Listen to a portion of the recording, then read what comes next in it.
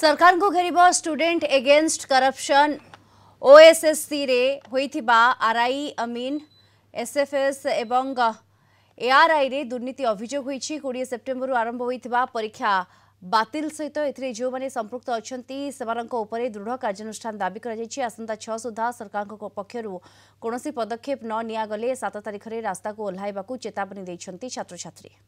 ए समस्या सारा राज्यर समस्या पाखापाखि 5.5 लाख पिला 5.5 लाख ऊर्ध्व छात्र छात्री या द्वारा प्रभावित सारा ओडिशावासी मध्य जानि सारलेनी एवं सरकार मध्य संपूर्ण रूप से बाबद अवगत अछंती। जो भली भाबरे OSSC एक ब्लैकलिस्टेड कंपनी सिफी को दायित्व हस्तांतर करिछि।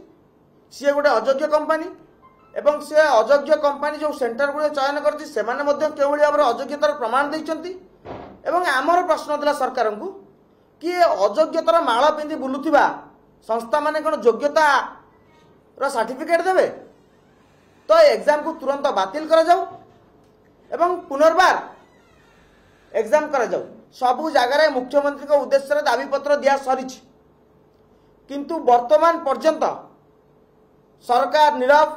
ए चाकरी बिक्री को बंद करिया पई ए जो आंदोलन आरंभ होईछि ए आंदोलन वर्तमान एक भयावह परिस्थिति रे पहुंचलानी।